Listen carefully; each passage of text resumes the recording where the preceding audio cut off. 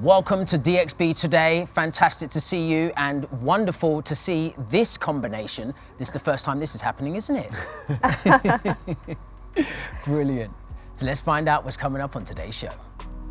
We're going to be having a chat with impact entrepreneur Adam Ridgway all about electric vehicles. I went to WETEX to check out some of the new innovations and technologies which are going to help the UAE reach that 2050 vision. And our very own Nimi Mehta met up with some of the footballing legends of the beautiful game. Plus, we've got a special performance and none other than Jay Bellamy, who is going to be closing out the night. It's all about mobility tonight on DXB Today. We've got some fantastic guests coming up, and I'll be honest with you, I'm still driving the same car that I bought 6 years ago when I came here. And I had no money. I don't know if that's the right thing to do or if it's better to get electric. Why are you laughing at me, Lane? Does it still work? It works. That's fine. It got me here, didn't it? all I right don't know then. if it gets you from A I to keep B. picking you up in it, Lane, when you can't be bothered to drive anywhere. I'll take a taxi. Do you mind, my friend? Do you mind? Come and pick me up. Are you guys big on the public transport that we have here in Dubai, the metro, for example? I'm always on the metro. I think Yeah? it's great. Yeah. I go in the gold class and just look out the window. And You it's changed, just man. wonderful. I know. Someone's got to do it. No, but it is incredible that we are putting more attention. I mean, with COP28 coming up, WETEX, which I've been to, we're going to be seeing more about that a little bit later. But I think if any city can make that huge shift towards sustainability and convenience, we're definitely in it. Definitely, without a doubt. I mean, I know from when I first came to Dubai how public transport and mobility around the city has changed, constantly getting better, and I'm sure we're in the right place for more amazing things to happen. Yeah, I mean, it's still young, isn't it? It still needs to evolve and develop, and it's doing that at a great rate. Definitely. So now it's time for us to find out who our co-host is on today's show on DXB Today.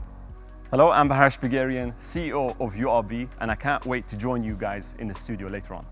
Baharash will join us shortly in the studio, but before that, our Faris went down to WETEX, the region's largest sustainability and clean energy tech exhibition. They showcased the latest advancements and the trends in the world of energy and water conservation. Check it out.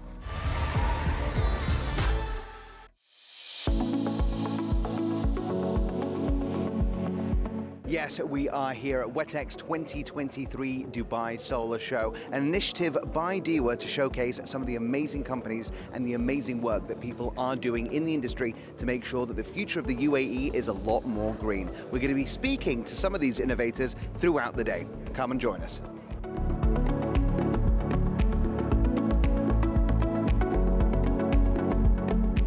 And now we are joined by Mr. Bart Buntsmans from Aqua Power. Thank you so much for joining us on DXB Today. Pleased to be here. So tell me a little bit about Aqua Power before we get started. Aqua Power is a young company created 20 years ago, leading the energy transition, delivering sustainable energy and water in 12 countries now, and being a bit known for driving down the cost, making sustainable energy and water supply affordable, driving down the cost, building projects at large scale. We have been doing this for a long time for water desalination. We're doing the same for solar photovoltaics, for wind energy projects, solar concentrated power, and now also for green hydrogen. Amazing. And is there anything you can tell us about your upcoming projects right here on DXB Today, or is it all top secret? We are exhibiting today our desalination plant in Al Qawain. It's one of the biggest desalination plants in the world. It has the state-of-the-art technology when it comes to electricity consumption, and thus has a very low carbon footprint. In addition, we are also exhibiting the innovative ideas we implemented in order to reduce the consumption of power when it comes to water transportation and distribution. And I know DEWA's always work on amazing projects, not just DEWA, so many companies across the UAE, so many organizations, and of course COP28 is coming. It's a big topic on the agenda, sustainability. What kind of things can we look forward to in the next few years? We have like a new certain project that's coming on like for example we have the hydro and Hatta above 250 megawatt. We have the IPP projects for the solar. We have above almost 4,000 megawatt being installed in that area. That is also to encourage such kind of renewable and zero emission, that there is no, in order to help our atmosphere, and at the same time help the agenda of the COP that's going on, that we are in the same direction that the government put for us as a strategy for the United Arab Emirates, and at the same time Dubai and Dubai Electricity and Water Authority driving toward that goal.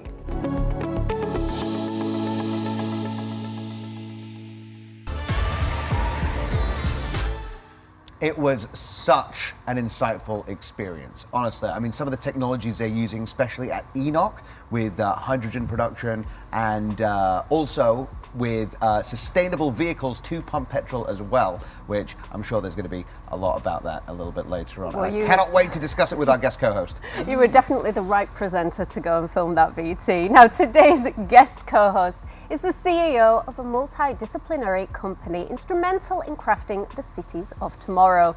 Having helped design various sustainable cities in the Middle East, he's on the mission to create an evolution of sustainability. Please welcome Baharash onto the show. Baharash, thank you so much for joining us. Thank you for the lovely introduction. Thank you, thank you. So can you tell us about yourself and what it is that you do? So URB is essentially known for designing sustainable cities, and beyond just creating new cities, we are also looking at some very challenging, let's say, projects here in the region. I think the one that we are more known for is the Loop, the 93-kilometer cycling highway, as well as Dubai Reefs, which is looking to create a living laboratory for marine conservation, and as well as AgriHub, the agri-tourism. So these are very challenging projects, and it's trying to address what Dubai is trying to achieve, to be the most livable city by 2040. And there's so many opportunities to create innovation and to create this entrepreneurial spirit and to do something that will actually benefit not just the people, but also the economy. Baharash, it is amazing that we are combining convenience with sustainability, with livability. And I'm going to do something controversial. I'm going to ask you about a mindset which is maybe not what you're involved in. But there's a lot of talk about new technologies when it comes to sustainability, convenience. Don't you think there has to be an element of de-technologifying, like going back to the old ways of maybe using a bicycle more, maybe using reusable containers? Like, I think it's not always more technology, sometimes it's less. What do you think? I think I'm actually with you on that. I think to be more human-centric, right? Technology will always help you, to kind of achieve more efficiencies or to make things a bit more convenient for people. So technology will always be there to kind of help us live better, right? But sometimes that old school way of designing cities, right? Using passive techniques, making sure that all the cycling infrastructure is there from day one, right? All the walking infrastructure is all shaded, it's more comfortable for people to walk around. These things don't need technology. That's where the humans are coming in. But now we have AI, and where that's going to take us, is this going to also help us plan better cities in the future? So maybe even if we go back to the old school of doing things, we'll still need to use technology to help us plan better. So I think technology will always be there, and the challenge is how to use less of it when it comes in creating cities, because that's essentially free, right? We can create cities without thinking of that, and then how you then use technology in a cost-effective way to make sure that it's accessible for everyone. I would say, it's about marrying the two. I like growing my own plants and vegetables, and hydroponics is a big thing. But I'm really interested in your Dubai Reefs project. Tell me more about that. So I think a lot of people don't understand how connected we are with the oceans, right? A healthy city is a healthy ocean. An unhealthy ocean is an unhealthy city, because the whole ecosystem is connected back to marine life. And for the past 100 years, it's been neglected. It's essentially been neglected, right? In fact, most likely by the end of the century, coral reefs will be extinct if we go as business as usual. And that means obviously no coral reefs, there's no marine ecosystem. And that's going to have a huge impact on just climate change and everything around it. So we need, again, some entrepreneurial spirit, right? So it's not just let's just build more reefs, artificial reefs, but actually how could we take care of what we already have, right? And do we really need to have the same kind of jobs in the future, or do we now promote new types of jobs? So do we see now more marine biologists, for example? And I think it all comes back to creating the right ecosystem for cities to become more sustainable. So it's really looking at everything holistically. It's not just we are a developer and we're going to just sell real estate assets. No, actually, you know what? We're going to focus on the lifestyle and the things that's going to help that lifestyle. So the kind of jobs that you're going to promote, the kind of education you're going to teach children. So I think there's so much that is yet to happen, and I think Dubai is a great city to be able to bring that entrepreneurship within all these sectors. So obviously Dubai, we know, super busy, bustling city. Everybody gets around in cars predominantly. How do you think that we're going to kind of re-educate people, like you were talking about, to use more sustainable and environmentally friendly modes of transport? So I think the interesting part of that is that we recently said that we're going to make Dubai the world's best cycling city in the world. Okay. By 2040. And that statement alone is crazy for people take the to title comprehend. away from the Dutch. Yeah, exactly. Yeah, but it is possible, right? That statement alone is just crazy for people to comprehend. I mean, you can build the cycling lanes, but how can you make it not 50 degrees during the summer? Because I think that's a big part of it. There are so many challenges, right? So it's not just about let's build infrastructure.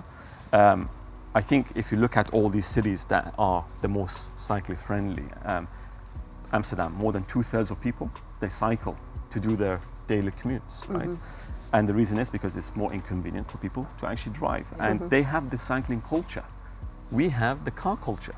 Yeah. Because it's so convenient to actually drive here. They We have the AC best in the infrastructure. cars and everything as well. So you need to look at it in a holistic way, and you need to create a Bilbao effect. So what I mean by that is that if you look at what happened in a place called Bilbao in Spain, Yeah.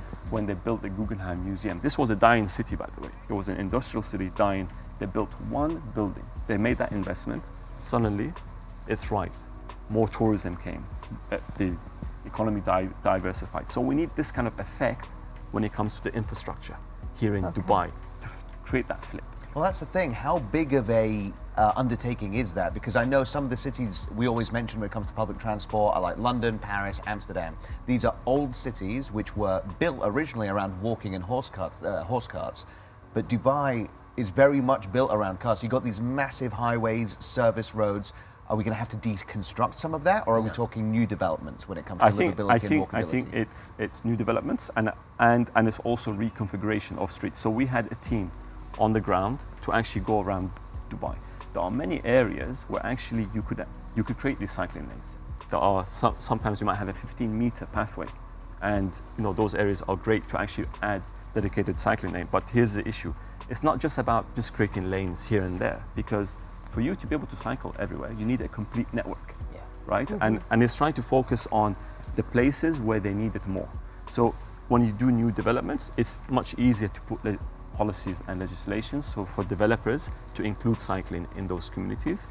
And it's far more difficult when you have the entire city to look at. So I think it's that holistic approach, trying to make sure that as a city, we have that network. And that network cannot just be things on the ground, because we have huge highways, right?